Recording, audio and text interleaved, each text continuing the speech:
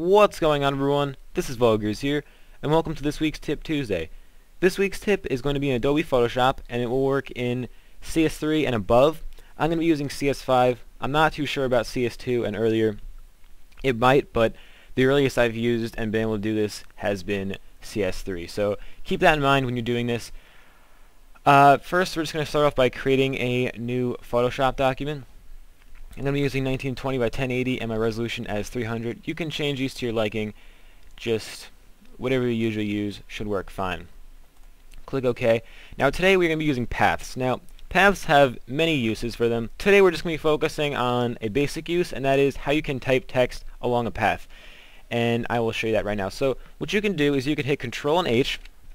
That should bring up a grid.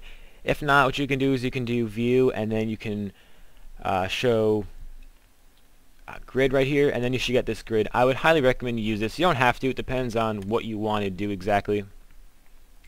But now what you're going to do is you're going to hit the pen tool. Now this pen tool can also create paths. Now you can do this in Photoshop, which is what I'm showing you guys how to do right now, but you can also do it in Adobe Illustrator, which is right down here.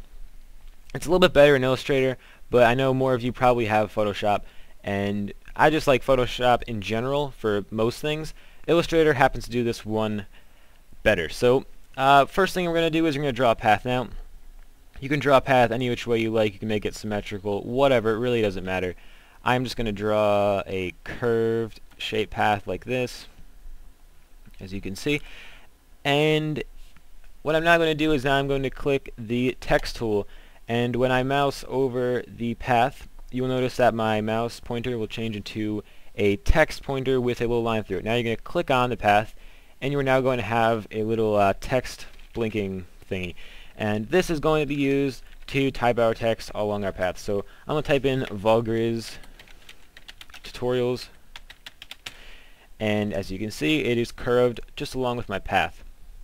If I hit delete, or let me go, did I already delete it?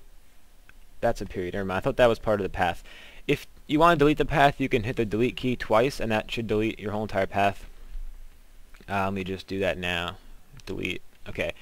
And then Control H will make it so you do not have those grids up again. And you can get creative with this. One thing that's pretty neat about paths in Photoshop is that they do not affect the layer under them. So if I create a path with my pen tool like this, say, or I'll even do it like that. Alright. It's going to have absolutely no impact on the text layer that I'm doing it on, because it's not even really there actually. It's just a path overlaying what we already have, and click on the text tool, and then I will have Tuesday. There we go. Vulgars Tip Tuesday. So as you can see, it's a pretty useful little tip just to have in the back of your mind. You might not use it every time you use Photoshop, but it's definitely something cool.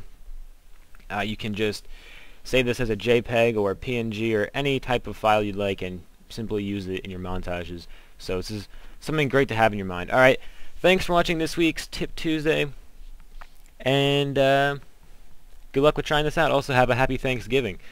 That's pretty much it. Alright, thanks.